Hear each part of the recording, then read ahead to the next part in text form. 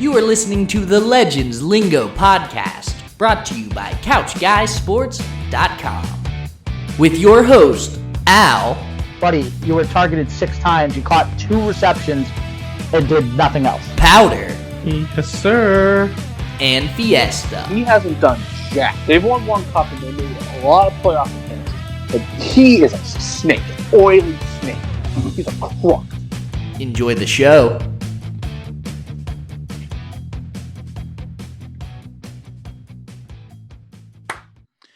What's up, everybody? Welcome back to the Legends Lingo podcast, episode 92. We couldn't find anybody. Get over it. Like, we'll have somebody for 93. We got a bunch of names lined up, so just get over it. I'm your host, Al. If you're watching this, it's going to be all backwards, so just you know who these people are by now, except for our guests, which we're going to introduce in a second. You know the usuals. Powder, Fiesta. Fee, I'm going to start with you. What's going on? At least no drama today, so I'm doing good.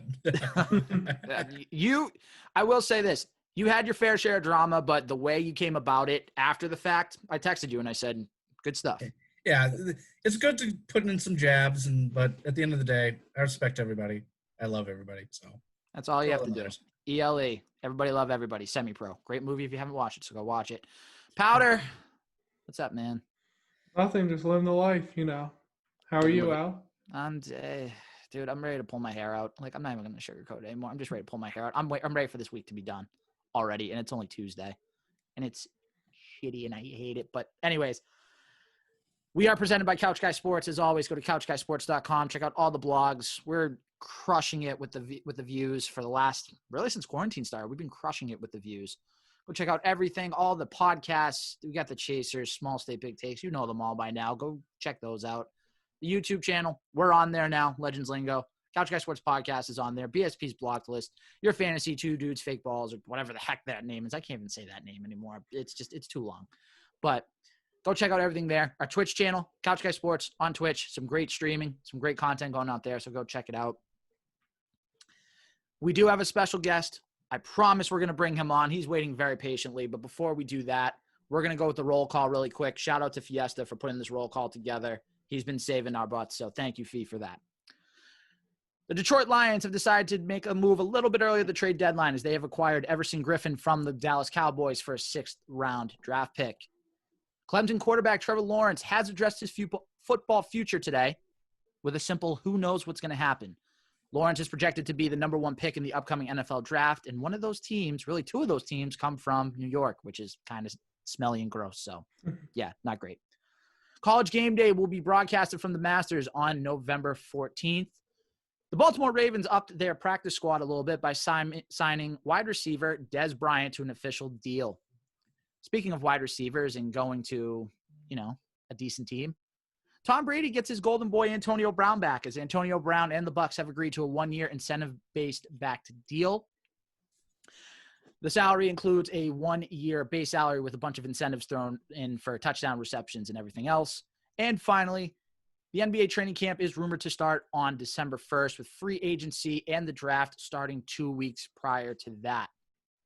That's it for the roll call. We're going to get into a lot of topics tonight, and we figured we'd bring on a guest. We love our 98.5 guys. We've had Joe Murray on. We've had Mark Bertrand on. This week, we decided to bring on another guest, fairly new to 98.5, if I'm not mistaken. He's been around for, I want to say, right around half a year to a year now, but he's been making big strides. He writes for 98.5thesportshub.com. It is Alex Barth. He has been kind enough to join us tonight. Alex, it's nice to have another Al on the podcast, not going to lie. I'm always outnumbered with the 2 Toms. How you doing? Yeah, there you go. It's an honor to be on episode number 10, Washington. I know that was only 1 year, but it was a solid year. And I'll take it.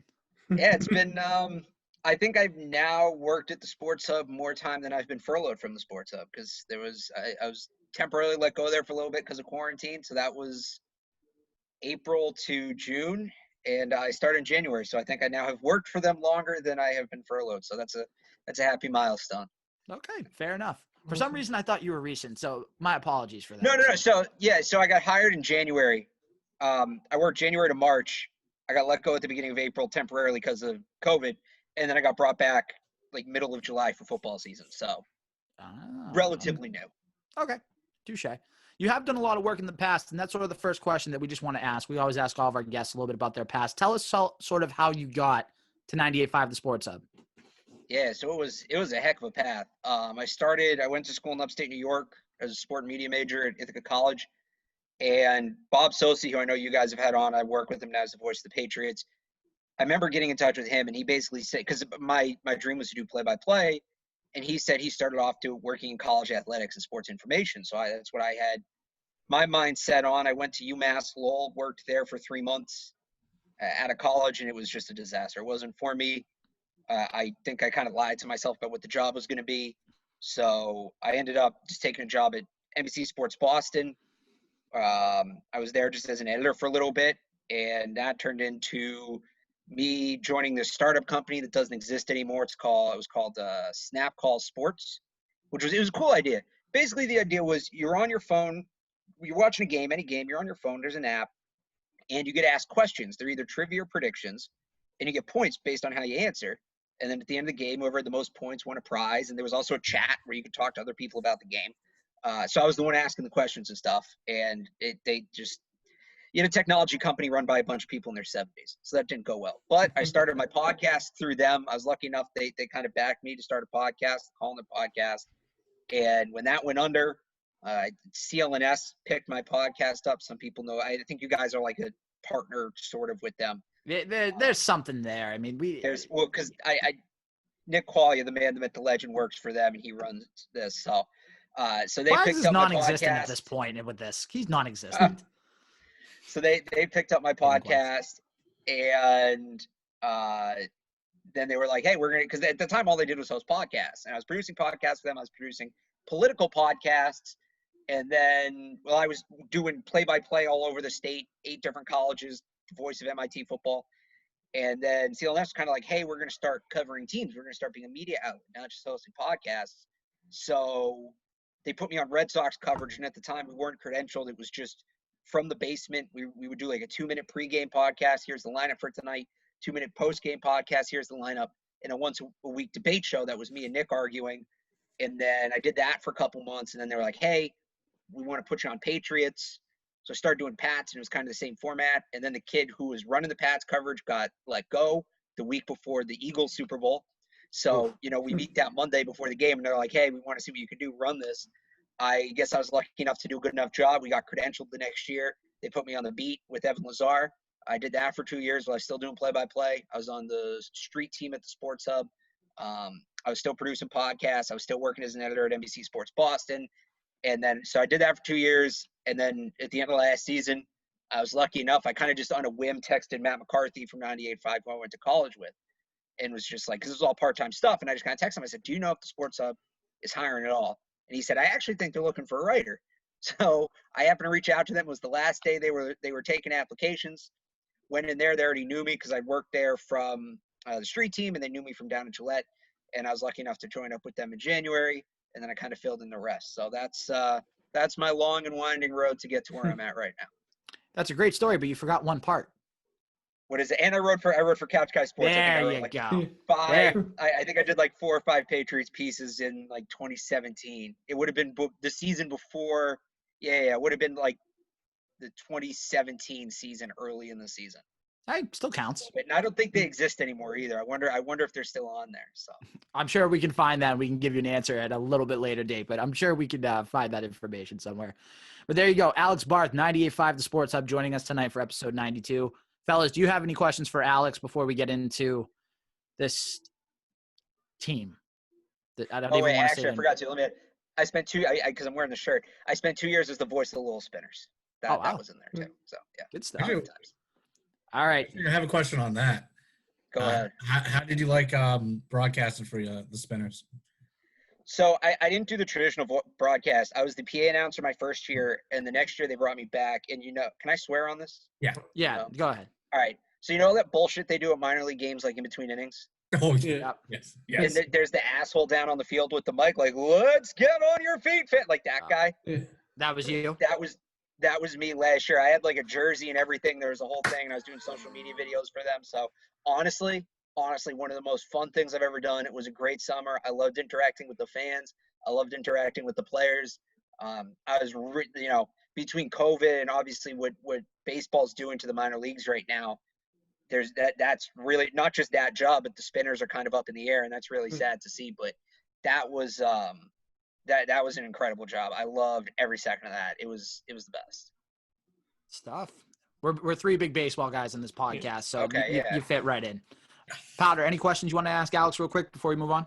No, not really. Just getting to like you said, this team.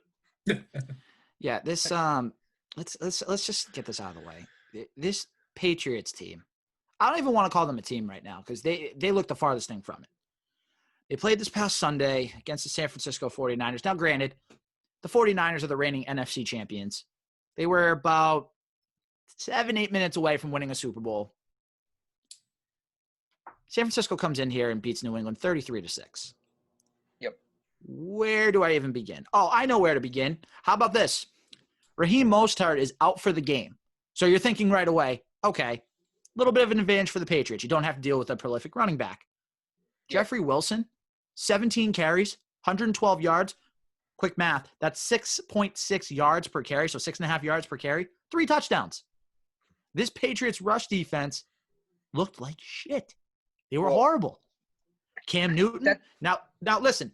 Yeah, I'm gonna come out and say it. And these two know it, and Alex, I'm gonna say it. When they first signed Cam Newton, I was not excited at all. Now that doesn't mean I'm going back on my word. I was right there with you. I could not have been more I wasn't upset, but I wasn't excited. They signed an older, banged-up player for a minimum contract. They do that all the time. Right. So my thing was this, and I said this, and I'm not going back on my word now. I go with what I say. Cam Newton, the inconsistency, the injuries, the inconsistent arm slot, the footwork, a lot of it questioned me. But as the first 3 games went along, I'm like, okay, maybe there's something here. Like, he looks good. The last 3 games, and especially against the 49ers, like 9 for 18, 98 yards, 3 interceptions. Like, this is a game that can't have a stinker like that. And he goes out and he has a stinker. The whole team did too, granted. It was bad, but Cam Newton was brought in here to lead this offense. And in the last 3 games, total, you have scored 37 points. Quick math on that, that's about 12, 13 points a game. You're not winning many games like that. And we all know that.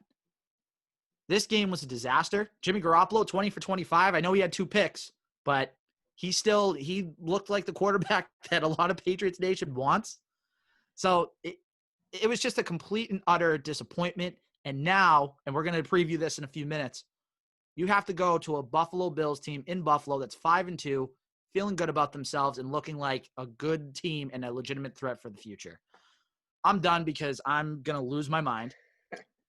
We're going to start with Fee because I know you got a lot. Then we'll go to Alex. Then we'll go to Powder. Fee, talk me off this. Just talk me out of this. I'll just say this, and I'm going to put this in retrospective in the Bill Belichick era. This is the worst game in the Bill Belichick era since that 2009 playoff game against the Ravens. It felt like that. No energy. It just felt they didn't have energy. Cam looks off. I think he might have the yips. There's something weird going on, not only physically, but probably mentally, because as you said, like the inconsistent arm slot, the footwork, compared to beginning of the September, Cam looked like similar to, not the 2015 version of Cam, but close enough, like somewhere in that area. He looked good. He looked good. Something weird has happened. And I think it's the simple thing is they've turned over the football a lot. Offensively, they've turned over the football. It is a combination of not having good quarterback play. They really don't have any good weapons except for the running game. And also, why is Damian Harris getting the ball more? Again, I digress on that. And then the defense, I told this to Small States, Big Takes last week. The Patriots' front line, defensive line is good, but they're thin. And if somebody gets hurt or misses any significant time during the game, they're going to get exposed, and they got exposed. And I think that showed its ugly head. I thought this was one of the worst games in the Bill Belichick era. And to use a Rick Pitino line, Brady isn't walking through that door. Gronk's not walking through that door. Not wrong. But I will say this when we talk about the Bills game. They're in a weird situation because if they win next week, they're back in the race. So it's not the end of the world, but it's also you're just kind of looking at it, it's like, where is this team going, and where do you want it to go? And that's the question. And that's a tease to what we're going to talk about in a little bit. I think that's a great tease on your part, Fee. Powder, I'm actually going to kick it to you next, and then Alex, you can have the last word on this game. So Powder, go ahead, buddy. This is the first game I've really had a chance to watch. I've been busy, and I just was disgusted the whole game. Like, the defense looked uninspired, giving up big plays, and just didn't look like the Patriots defense. Even from a couple weeks ago, I thought the Patriots defense looked really strong, and just this week they looked awful. And then I think it was on PMT, but I forget exactly where it was. I heard it seems like Cam Newton's using those practice footballs, I guess they have, that's weighted a little bit. You see everything just going towards every wide receiver's feet. Nothing's getting to the receivers or anything's not looking good. And I was excited to have Cam on. I've always liked Cam since he was drafted and even in college, so I was excited for him to be, but it's been disappointing so far. Like you said, Al, last 3 weeks have been just awful. So I think it's time to test out Stidham and give him a chance, because I don't think Cam's going to win you many more games how he's playing right now. All right, Alex, give us those 98.5 takes. Yeah, so to pick – well, I'm going to be reasonable here, though, because I ride X's and O's to kind of pick apart what you guys just said. I'll start with you, Al. You know, they got blown up in the running game, absolutely. I don't think – you know, Mostert's certainly good back, but outside of two guys, running backs don't really matter in the NFL. They're more or less interchangeable. I would say it's the scheme and the Niners offensive line that paved the way. And that's – I mean, just getting to sit up above and watch those plays from the eagle eye view, end zone view, is just the way Kyle Shanahan designs them. Everyone's more beautiful than the next. So I also, and granted, it wasn't the defense's best performance I've ever seen. I have trouble knocking them too much when they played 40 minutes. That's absurd, right? Bill Belichick talks about complementary football all the time. The offense helps out the defense, helps out special teams, helps out the offense, and it's a cycle. The offense couldn't get them a break.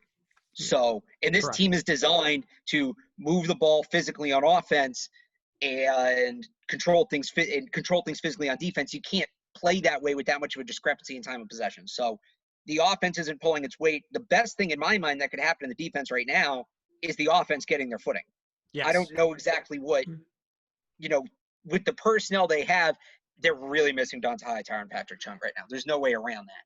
But with the personnel they have right now, you know, it's not like I can say, oh, you know, move this guy here or call more of this. Like, it's just a circumstance. They're being put in bad spots, given short fields, not a lot of time to rest by the offense. Offensively, yeah, you're right. I mean, it all starts with Cam Newton. I think the weapons talk is fair. They certainly don't have a lot of firepower on offense.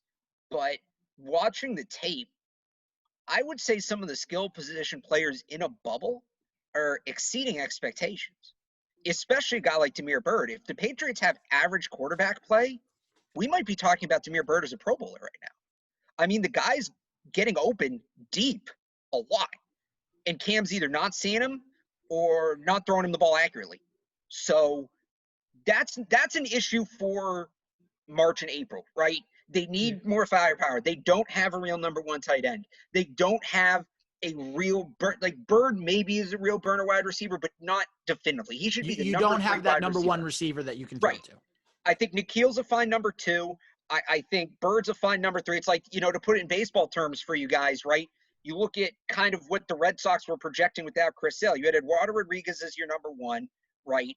And then you had who was the number two going into the season?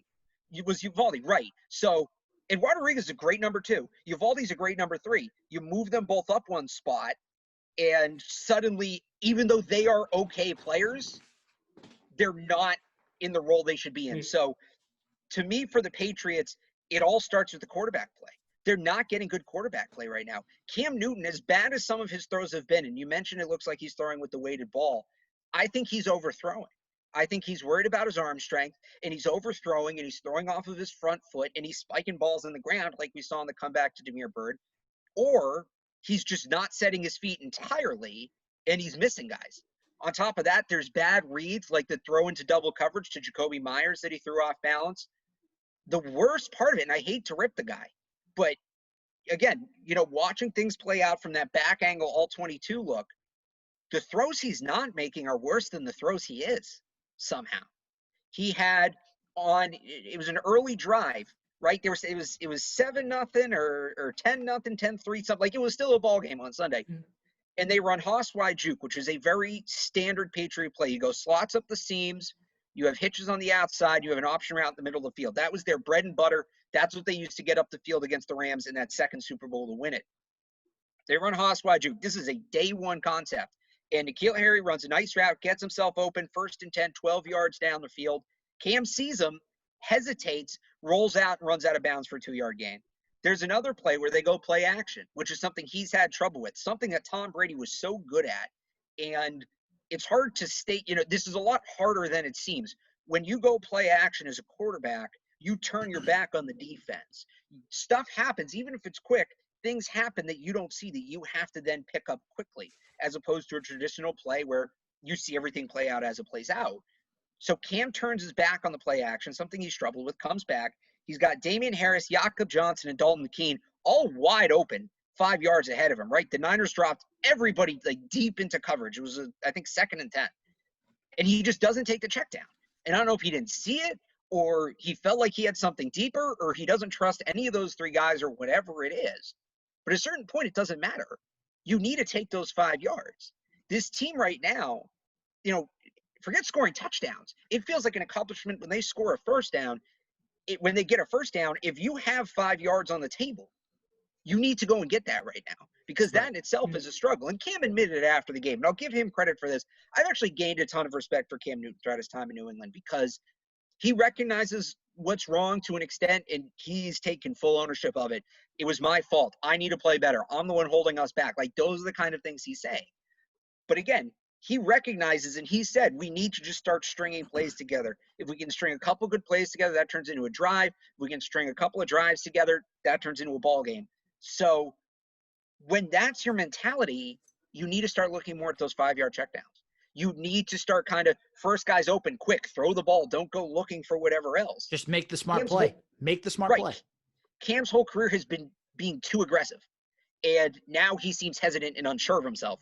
And that's really concerning because, if he was being too aggressive and he's throwing the ball all over the yard, he's throwing for like 400 yards with 2 touchdowns and 2 picks. It's like, okay, it's not ideal, but that's Cam Newton. Yeah. This is totally alien. And that's why I'm concerned because who knows if there's a way out of it. Maybe this is who he is now. And that's why we brought Alex Barth on because he gives us that in-depth analysis. Alex, did you play football in high school? No, I was the announcer because, okay. 5'8" stuffed into lockers. There you go. But, jeez. Well, we didn't want to talk about that. I spent a lot of time around football. I would talk to the coaches in high school. I was friends with a bunch of kids on the team. The nice thing about going to a D3 school was that, so I was between Missouri and Ithaca when I was choosing 2 completely opposite. Right. And basically it was presented to me. Somebody presented it to me as, do you want to be, M painted on your chest, shirt off, 10 in the morning, drunk with 55,000 people, or do you want to be in the booth calling the game? And the second one sounded more appealing to me. And so I used to get to go to practice every day. And, I think college has a great football tradition. They've had some great coaches, Mike Welch, Mark McDonough, legendary D3 coaches, all-time D3 coaches. And I would go every day after practice and just pick those guys' brains. Not even necessarily about that team or that game, but I'd be like, hey, I noticed you guys ran a lot of, 2-man underneath last week. Like, why is that attractive for you right now? Stuff like that, quarterback mechanics. Like when you have a freshman quarterback, you work on his mechanics. What exactly are you looking at? And because they're D3 coaches and not Bill Belichick, they're not vaults. So they'll give me all the trade secrets. So that's kind of, it was kind of just learning on the fly like that. Oh, well, that's cool. Good stuff. I mean, you have a very in-depth knowledge. So, I mean, Definitely. It is what it is. I'm still learning, so I'm still learning. So thank you. We're going to get away from this dreadful game, and this even seems like a more daunting task. Like I said, Patriots, it's officially week 8, but this is their 7th game. We know with COVID, it's sort of knocked things around. They're at Buffalo. You have to deal with Josh Allen. Now, granted, Josh Allen, a lot of people are saying he sucks. Yes. Well, tell one of our podcasts on the network that because they'll fight you to the death. They're dealing with Josh Allen. They're dealing with a motivated Bills team. This Bills team, I'm going to say it, one of the best defensive teams in the NFL, just overall. And you can't say they're not because if you don't say they are, then I don't know what you're watching. This Bills team is motivated. This is the year that they said to themselves, Brady's out of the division. The guy that's beat us year after year is no longer going to be a part of it. And this Patriots team right now, they're not looking good. They're not looking good. So my prediction really quick, I unfortunately called a San Francisco win. I said it was going to be close. It ended up being a blowout. But until I'm proven otherwise, I'm going Bills 28, Patriots 10. It's not looking good right now for this Patriots team. Unless they can come out with a completely different scheme, completely different game plan, and we see the Cam Newton in September as opposed to the Cam Newton in October so far, might be another long day for us fans. So that's my quick prediction. Fee, you gave me a little look when I said Buffalo's defense is pretty good. What's up? Buffalo's run defense is bad. They have a very bad run defense. But overall, you can agree their defense is pretty good. They can't stop the run. That's a really big important thing. I mean, granted, they have talent in the secondary, but they can't stop the run. Fair enough. And in the last month, they have not. I mean, this game, you talk about Pats aren't playing well, and the Bills haven't been playing well. They did not play well against the Jets, and they did not play well against Tennessee and the Chiefs. I think if the Patriots can run the football, and like I'm talking about running it consistently, giving it to Damian Harris, I think they'll actually be fine, to be completely honest. It's one of these games where I think the locker room knows what's going to have to happen. If they win this game, they're back in the division race, which is, I know we've been doom and gloom, but they would be right back in it. And because you treat division games are like 2 wins. Let's be honest. It's like 2 wins. You get in that situation. Except if it's against the Jets. I mean, even the Jets, I mean, I'm not going to get ahead of myself, but anyways, I know what you mean.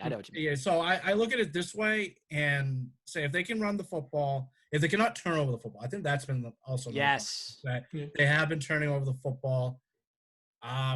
Maybe go back to some of the things that worked earlier in the season with the RPO, try to figure out like Cam run a little bit more, that type of way. And also, I think the defense will play a little better. I think that defense is a good veteran group that's going to take a lot of pride, and they will play better.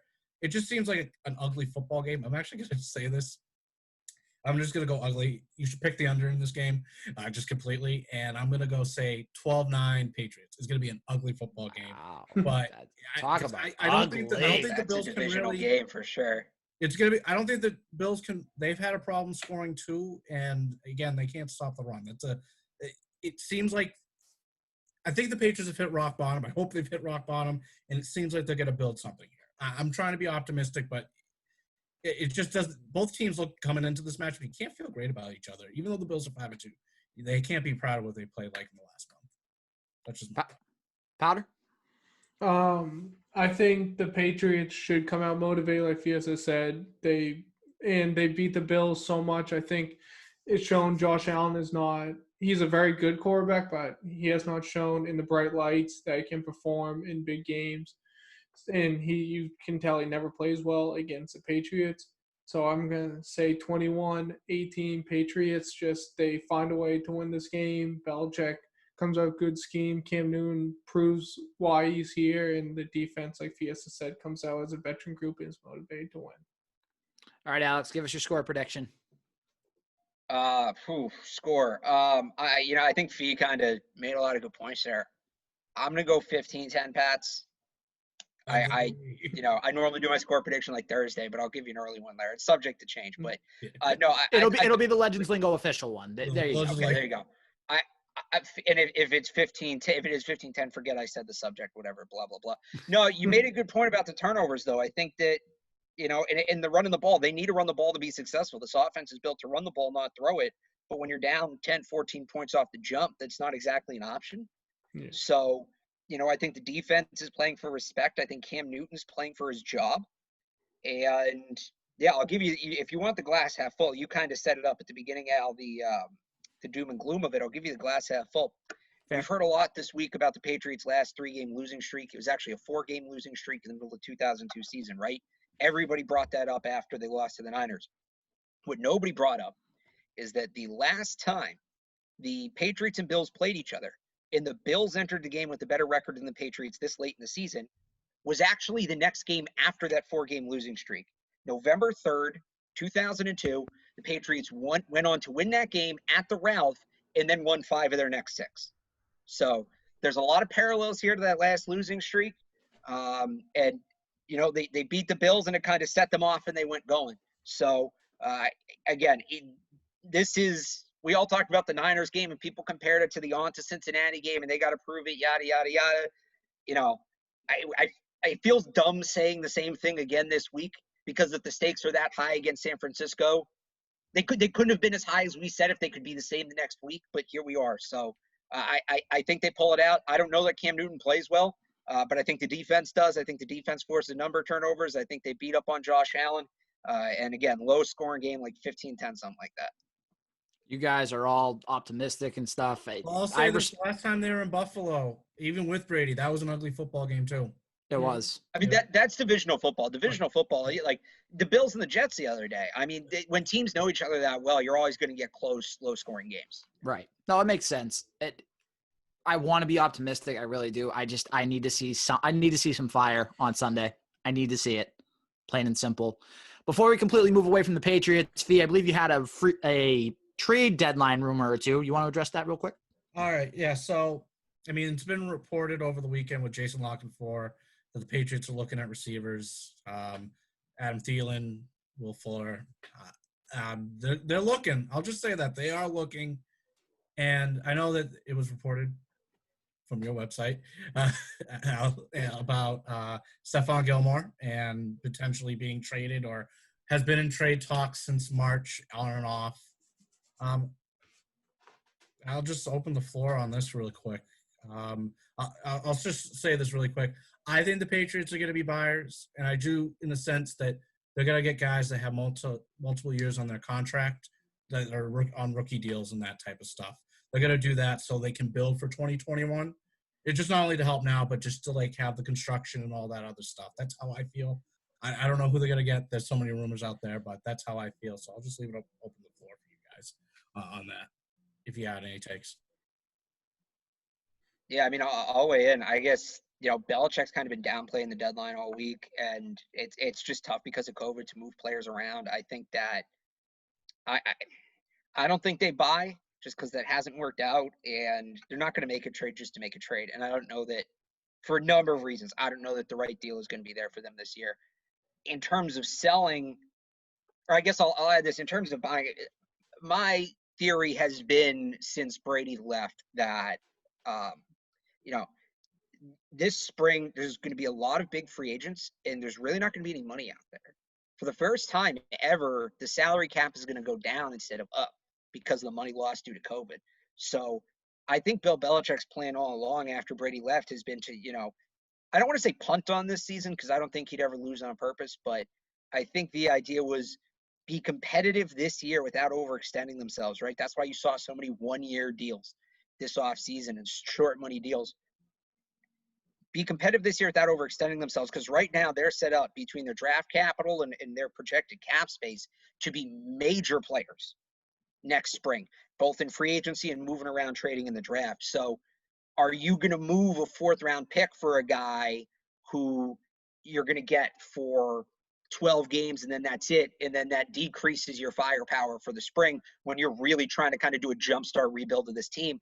I just don't see it. You mentioned the multiple years on the contract, maybe, but again, that feels like making a deal to make a deal. The name I keep not hearing is in source, but the name people keep bringing up to me, asking me about, is Zach Ertz. I think, and that it's a really intriguing one. The problem is you have a coach and a GM in Philly who have their jobs on the line. They need to win. They're not going to move a guy with that much talent when they need to win ball games. On the other hand, like I just said, I don't know that the Patriots are eager to give up anything right now because you're sacrificing for this spring before you know what the picture looks like. I think they want to see everything that's on the table. Who's a free agent? Who's available to trade? Who retires? Who comes back from the opt-outs? That kind of thing. I think Zach Ertz is a guy who makes a ton of sense in March, right? Because the Eagles will have a better idea of what's going on. That might be a new GM. That probably will be a new GM in Philly. And then Zach Ertz is the perfect guy where you move on from him because you're going to have a couple-year rebuild, and by the time you get out of that, he won't be productive. You move on from him, you pick up pieces to start your rebuild, and then for the Patriots, they have a better idea of where they're at. Maybe there's no tight end in the draft they can get. They can't get the free agent they like, and it makes more sense at that time. But if you move a third-round pick for Zach Ertz right now, and then it turns out that there was a whole plethora of tight ends available to you, and you could have used that draft pick, you kind of shot yourself in the foot when you didn't need to. So moving Gilmore is the only one that I can see remotely making sense because, again, you're bolstering for this upcoming offseason where I think they're going to be as busy as we've ever seen them. But, again, I don't know that Bill's going to make a trade just to make a trade, and I don't think he's somebody who's going to tank. If you remember the scene in The Last Dance, right? Early on, second year Michael Jordan's career, the last game of the year, they're playing the Knicks, and the Bulls need to lose to get the draft pick, and they won't put Michael Jordan in the game. And he, can't comprehend that, right? What do you mean we're trying to lose the game? What are you talking about? It's a game, we're winning it. Bill has that same attitude. It's not going to come to him to tank. And the fact is, Gilmore still has 1 year on his deal. They can trade him this offseason just as well as they can trade him right now. They can probably get more for him this offseason than they can for him right now because just everything will be more certain. So they're not going to make a deal to make a deal. If they make it a move, I think it's something very minor. So I'm going to say this, and this has been a theme across all Boston sports. There are some intriguing names out there, especially at the receiver position, Will Fuller being one of them, John Ross being another one, but it's all going to be smoke. I don't think they're going to make a move. I think they're going to probably stand pat. And like Alex said, the Patriots aren't necessarily punting on 2020, but it's it is what it is kind of year. A lot of money to spend in the offseason to really bolster up your team again, so that way you can begin a potential new reign starting in 2021. So if that means you have to be mediocre for a season, so be it. Potter, any additional takes before we sort of move on? Not really. I kind of agree with what Alex said. Just kind of wait and see what happens this year. And I agree, it's hard to trade players right now because of COVID. Don't know how many players or teams really want to move their guys and risk them getting sick or anything. So just wait for the offseason to come, try and load up for 2021. Okay, fair enough. A lot of Patriot stuff we just unloaded on this team. We'll see what direction they go in on Sunday against the Bills. Hopefully we're a little happier on this podcast. Hopefully Alex will have something good to write about for 98.5 this upcoming week, but we'll see what happens. Well, I got trashed. I wrote the positive column after the Niners game, and I got ripped for it. People say, people say 98.5 is too negative. All you do is bitch and complain. And then I go out, and I write the positive column. Oh, stop being a homer, you baby Bobo. Stop sucking up to Bill. What do you people want, right? I'm trying to – I grew up 5 miles from the stadium, okay? I'm a fan at heart, absolutely. So I just think it's funny that, I try to put the positive spin on things. We try to put the positive spin on things, and that people don't want it right now. It's bizarre. Because we're Boston sports fans. We have to have everything go our way, and everything has to be good. And then when it's bad, it's you try to put anything I'm trying to tell you, and I know it's not you. I'm trying to tell people, oh, you only write negative stuff. Tell us about, this player played well, that player played well. I'm like, all right, well, here's what was encouraging from that loss to the Niners. Oh yeah, I hope Bill sees this, dude. You sounded like every 98.5 caller that's ever called into that station. You literally sounded like every one of them. They're gonna go bleh. You got it. The first thing they check when you go into the interview at 98.5 is, can you do a good mock caller voice? You have to. Yeah. Why won't you tell us why Bill did this? Why won't you tell us why Bill did that? The Patriots, bro. Yeah. Bill's gonna win this game. He's tanking this year. Yeah.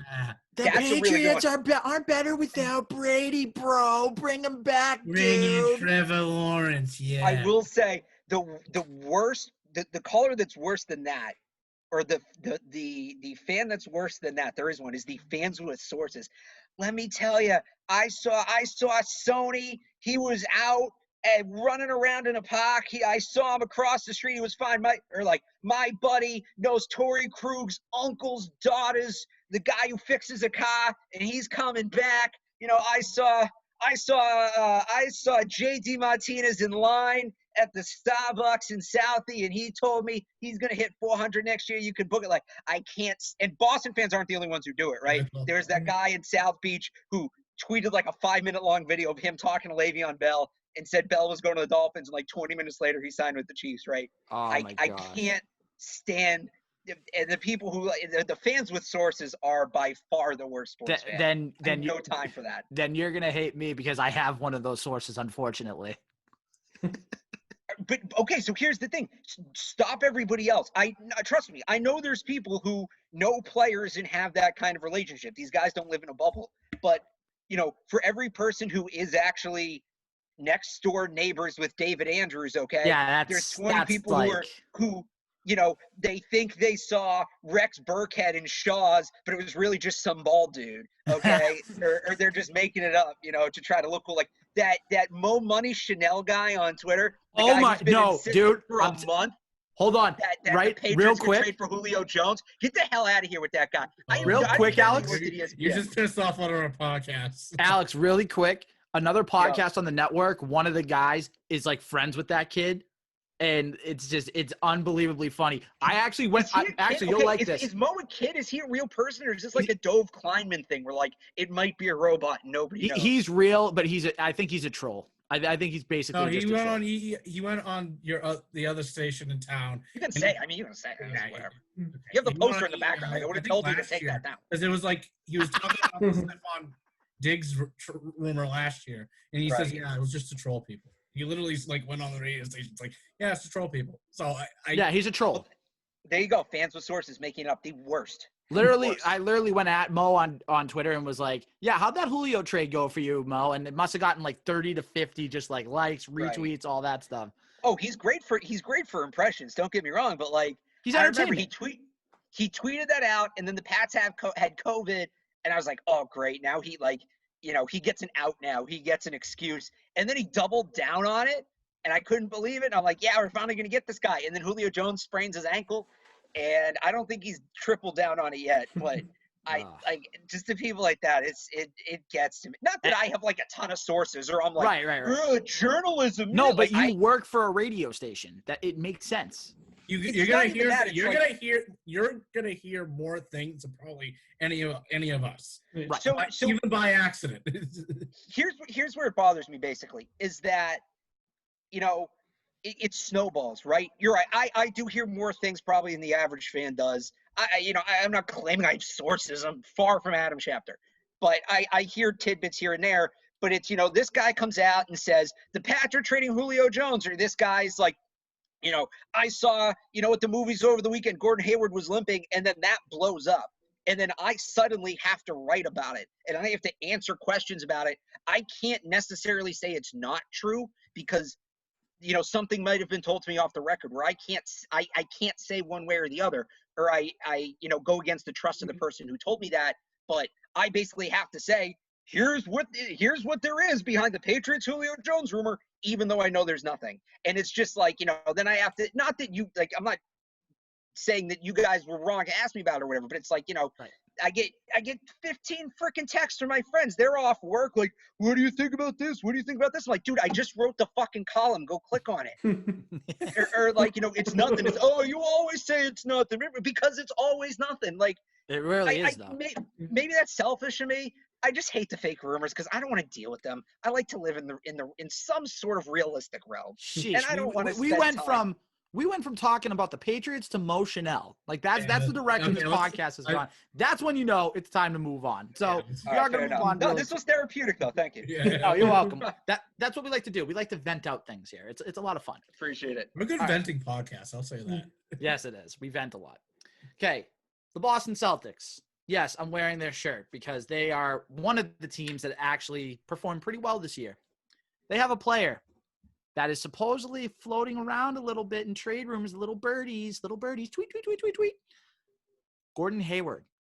Okay, Gordon Hayward, we all know in the last year of his 4-year deal, I'm legitimately torn. And here's why. I like Gordon Hayward. I think Gordon Hayward is still an above average player, and he is a great fit on the Celtics team. He's a great fourth option. He's probably the best fourth option you can have in the NBA. It's pretty good.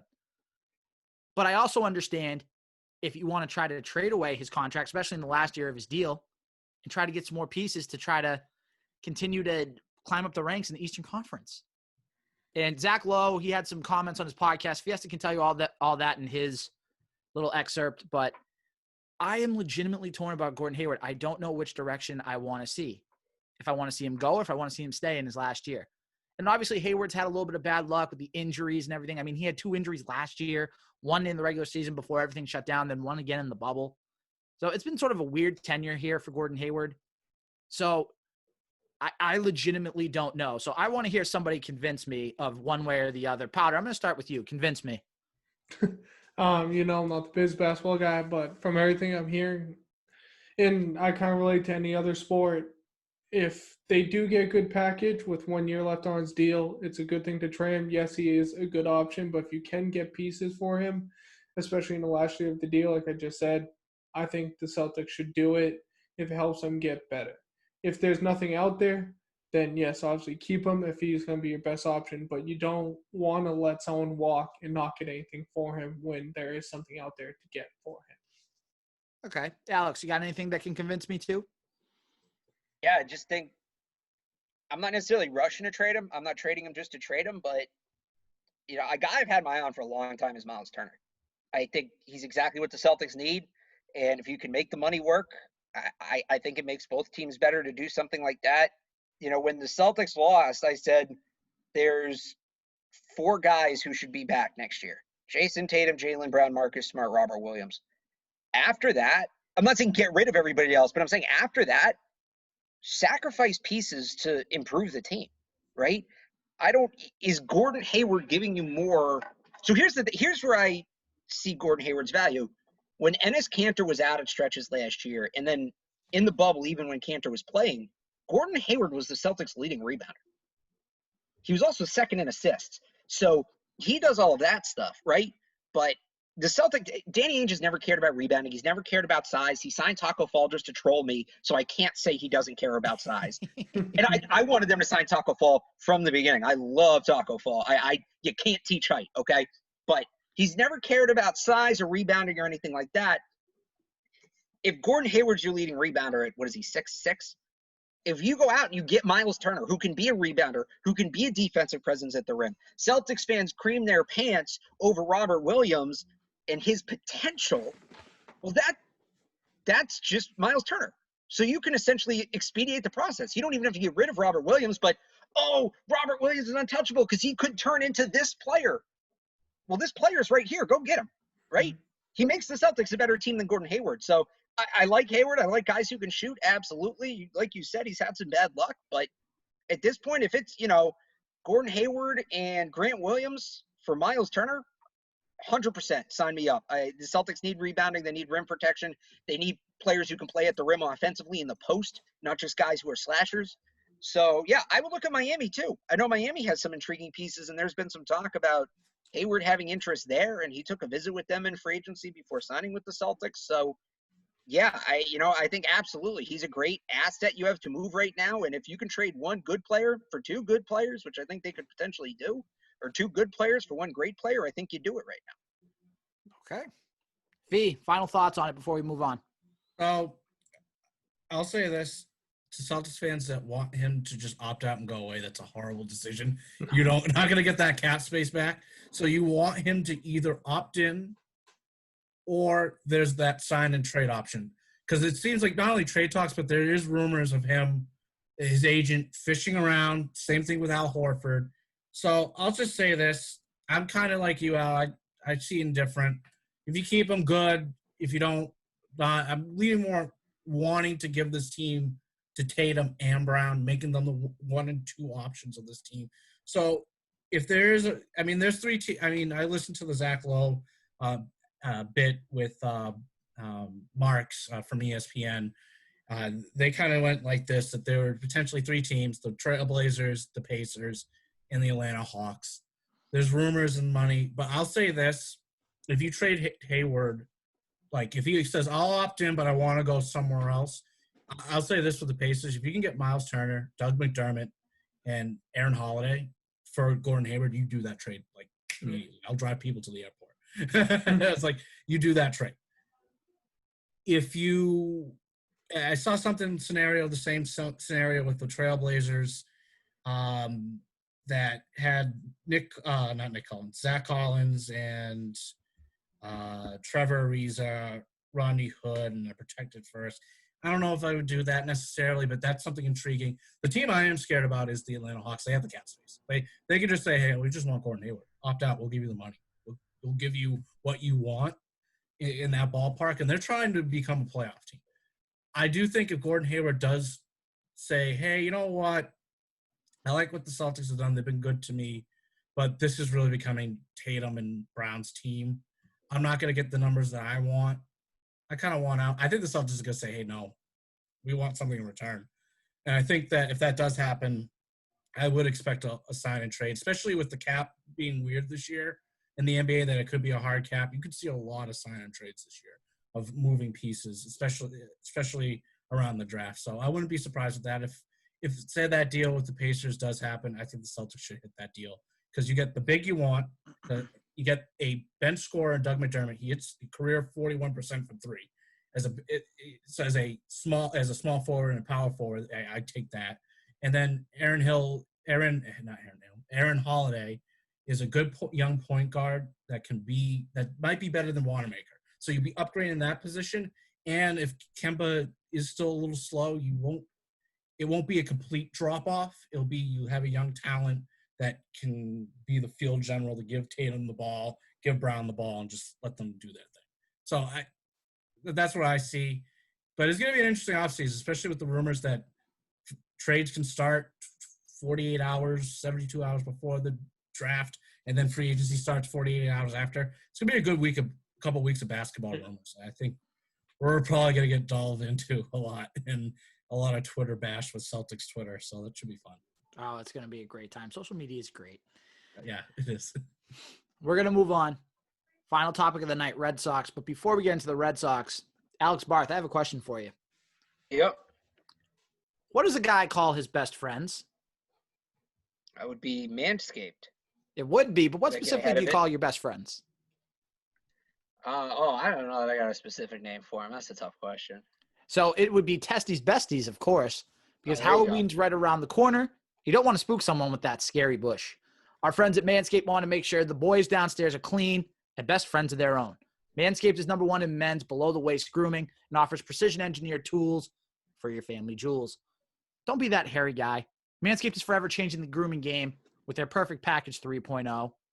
Roar. You might be Chewbacca, Bigfoot, or just a big hairy bear, but it's what's underneath that costume that really matters. Inside the Perfect Package, you'll find their electric trimmer called the Lawnmower 3.0. It's a waterproof and skin-safe trimmer. It's going to help reduce those nicks to down there. You can also create less mess by trimming in the shower or using the Magic Mat disposable shaving mats.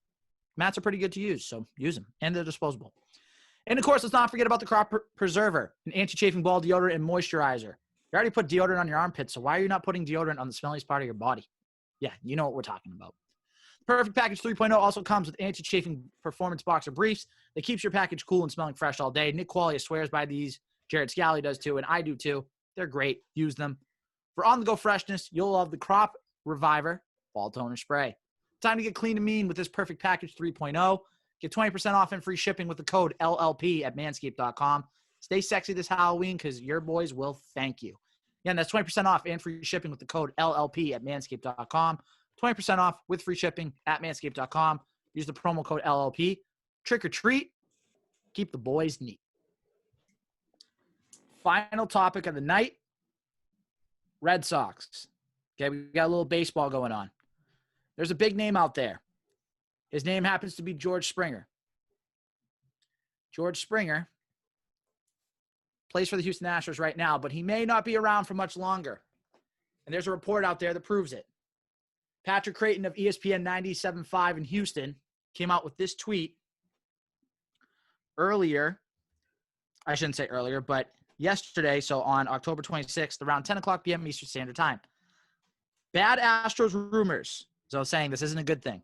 Hearing George Springer does not want to return to the Astros. Owner had said before the season that re-signing him was a top priority, but nothing ever materialized. It'd be a huge loss for Houston.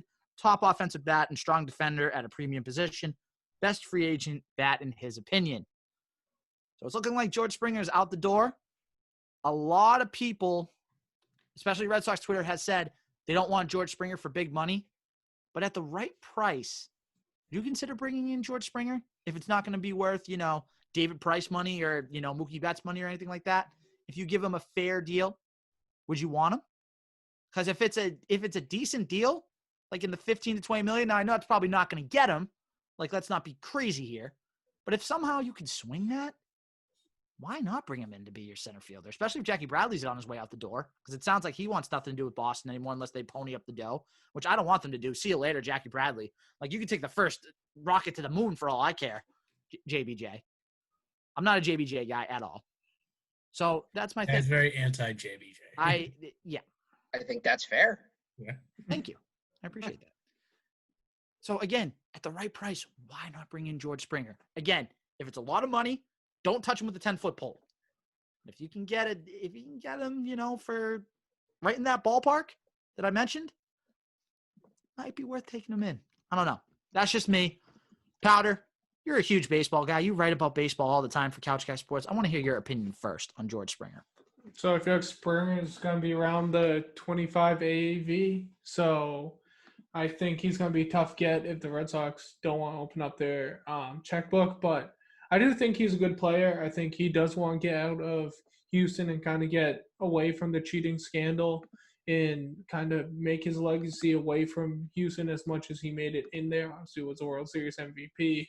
Who knows how much of cheating helped that, but I definitely see him wanting to leave, and I could see him coming to Boston. He's from Connecticut. He went to UConn. There's all the connections from New England. It's just that the Red Sox want to pay him, and he is, like Al said, he's a good defender. He can really hit. He's a clutch player. I would like seeing him in center field for the Red Sox, but like you said, Al, if it's too much money, but he's definitely going to be around that 25 million AAV, so it depends. I've heard a lot of stuff that's 4-year, $100 million is about what he's going to get. So the Red Sox could do it, and it would be a good bat for middle order, complement JD Martinez, Bogarts, and Devers. So let's see if the Red Sox want to pay him. All right. Fee? I'm a no, and just simple as this is that your number one priority is pitching. I'd rather use that money to go sign a pitcher if you're going to trade for a pitcher. If it's Trevor Bauer, Marcus Stroman, somebody that can pitch, especially I'm actually kind of leaning more to Marcus Stroman. He's pitched in the AL East. I would kind of deviate the money. Stroman, Michael Brantley, another guy that's on. Yeah. I'm on I know he had one injured season, but the man for since 2014 has been either hitting 299 to 330 every year, except the year. So I would be on him. Same thing with Ozuna. So Marshall Ozuna, yep. Yeah, and maybe Trey Benintendi to get some pitching back. If I know that people are a little down on him. I don't know how much you would get for him, but the control that you have for Benintendi might be appealing. I just think that maybe kind of 2013 style with this.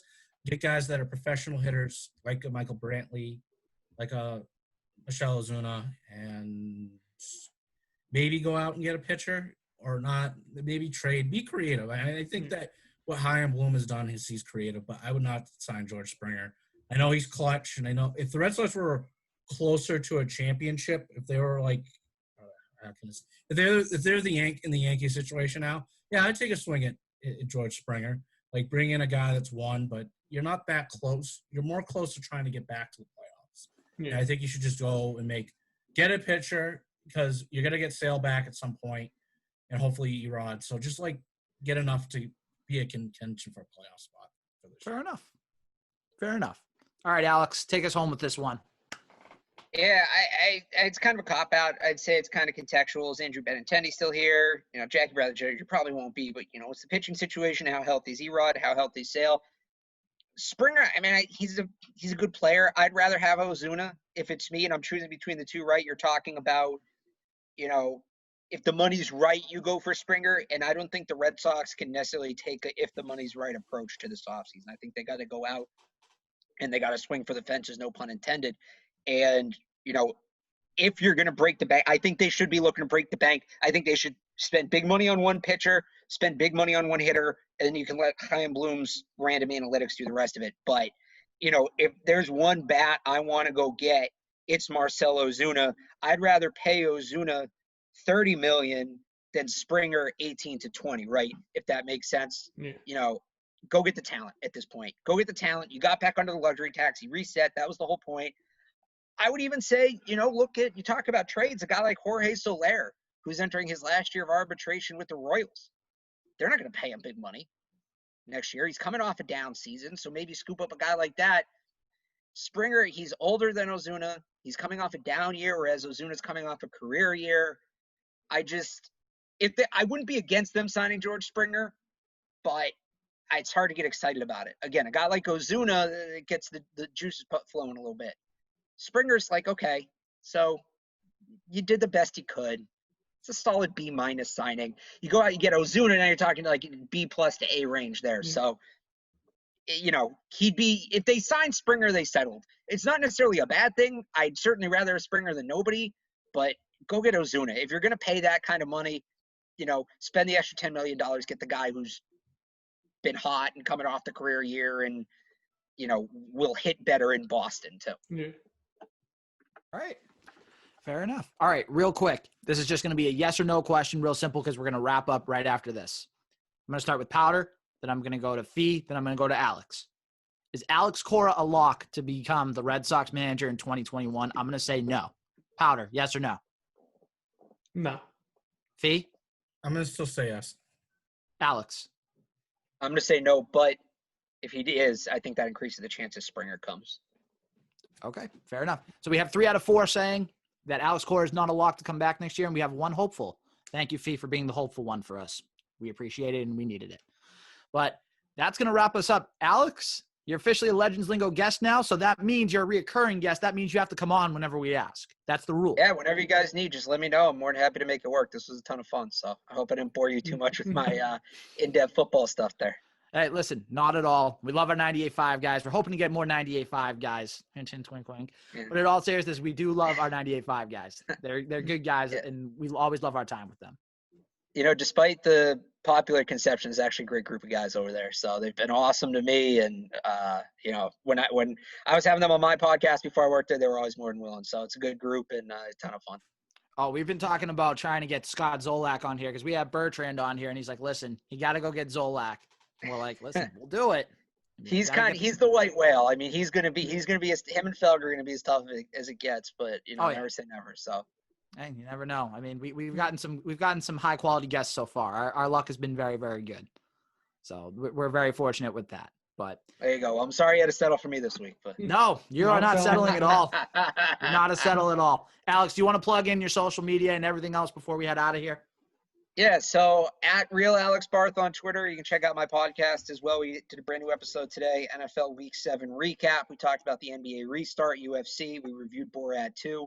That's on Twitter at Calling It Podcast. And you can read all my work online, 985thesportshub.com. Catch me Monday, normally Tuesday nights, sometimes Monday nights as well on Sports Map Radio Network, 8 to 10. All right, fair enough. And you also have to follow us on social media now, too. That's also another rule that we just came up with. Let me see, I try to keep the number of people I'm following at 617. So okay. Boston. So I'll tell you this. I'm at 616. Make your cases. I got one spot. How about you follow the podcast account? We'll do that. That's a company man there. I respect it. Exactly. But if nothing else, we got Alex Barth, 98.5 The Sports Hub, joining us. We got Fiesta. We got Powder. I'm your host, Al. Thank you for listening to this extended episode of episode 92. We'll be back at it next week. Check out everything on Couch Guy Sports. You know the deal by now. Podcast, YouTube, Twitch, manscaped.com, 20% off LLP. See you next week for episode 93. Yes, sir.